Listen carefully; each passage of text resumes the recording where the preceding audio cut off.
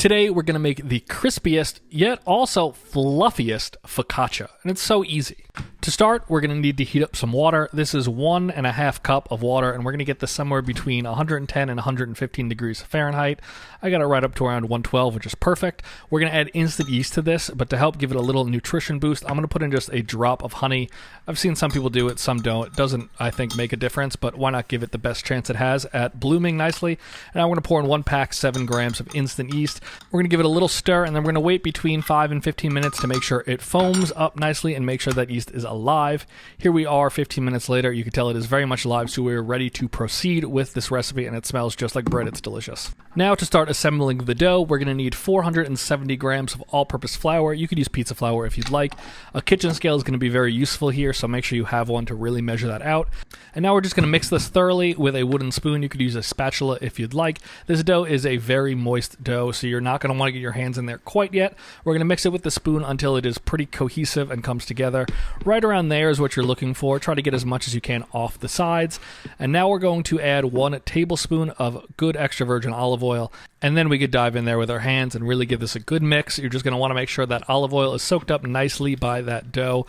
Probably will take 1 or 2 minutes. Not a lot of work. Don't over knead this. Just give it a nice little mix. And then we're just going to round it off into a nice little ball. Leave it there on the bottom of your bowl or whatever you're working in. And we're going to cover it and let it sit for 30 minutes at room temperature. That's the nice thing about this recipe or dish is you don't get flour all over. It all stays in a bowl, which is perfect. Here we are 30 minutes later. You can see it's puffed up quite nicely, and now we're going to do 4 sets of folding motions. Wet your hands nicely and then grab one end, pull it nice and as far as you can. The beginning it's going to not want to stretch a lot, so don't overstretch it, and then just rotate. You're going to pull it and stretch it over itself, pull it and stretch it over itself, and you're going to do that 4 times so you get all 4 sides. And we're going to let that sit for another 30 minutes covered, and you're going to do that 4 times. The last time we're not going to wait 30 minutes, so it's going to be an hour and a half for this full routine, but you're just going to cover them and let them sit at room temperature in between each. While we're doing that, I'm also going to make the topping that I'm going to put on the focaccia as it cooks. It's just 2 tablespoons of water, 2 tablespoons of olive oil, and then we're going to mix that to make it an emulsion and then add in some garlic, minced or through a garlic press, whatever you prefer. I'm going to use the garlic press just because I think it gets the most fragrance out the easiest. And we're going to let this sit in there for that full hour and a half. We're doing the other things. That way the flavor of that garlic really kind of goes into that olive oil. Very simple. Jumping forward an hour and a half, here we are now at the 4th little rotation of these stretch and folds. You can see now that the dough is much tougher, so you need to put a little more effort into the stretch and fold. If you need to kind of pull it up and let gravity help you, go right ahead. And once you get these 4 done, we're going to transfer it right into a baking sheet. You're going to add in about 1/4 cup of olive oil. It seems like a lot, but trust me, it is not. A metal baking dish will cook a little faster and a little hotter. I don't have one, so if you have a metal one that's about 9 by 13, this will come out a little crispier in the end. But once you get that in, flip it over once so both sides are covered in that olive oil, and then just try to stretch it out as far as you can. If you need to let it rest for 5-10 minutes to let the gluten relax a little bit, go right ahead, but try to get it to cover just as much surface area as you can. We're going to cover this now with cling film and let it proof for the last 45 minutes to an hour, so any areas you didn't fully get it into, it will expand over time, and trust me, you just need to get it good enough. So now we're going to let this sit for 45 minutes. Here we are. If it doesn't puff up as much as you want 45 minutes, give it another 15 minutes. But look, that covered up all the nooks and crannies. So now we're going to wet our hands and give it that signature focaccia look by just kind of plunging your fingers in there. It's like you're playing a weird, big, bready piano.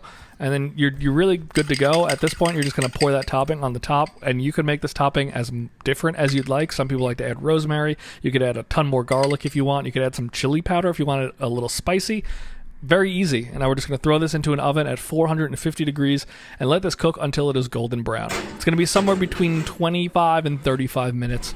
Don't rush it. Just keep watching it and let it do its thing. Here we are right about 35 minutes. Since mine was in the ceramic, it took a little longer than if it was in kind of a metal baking dish. I'm just going to pop it right out. That way it doesn't kind of steam itself and get a little soggy on the bottom. Look at that, it's beautiful. You see the sides are nice and golden brown. We're going to let this sit for 5 to 10 minutes to cool down, but it's exactly what you want it to look like. It almost reminds me of like a personal pan pizza. You know, the sides are really kind of crispy and browned, but it's still soft and nice on the inside. Cut into it with a nice little bread knife, and the bigger and better it is, in my opinion, but some people like theirs super thin, but you can see here it is nice and soft, but it is also fluffy. You got crispiness on the outside, but that inner part is like pillowy soft. To me, that's a perfect focaccia. You get the crunch, you get the softness. I'm going to show you here the crunch on this next bite also. I know some of you hate the chewing sound, but just listen for the crunch. It's perfect. Give this a try. It's so easy. If you've never made bread, you can do this.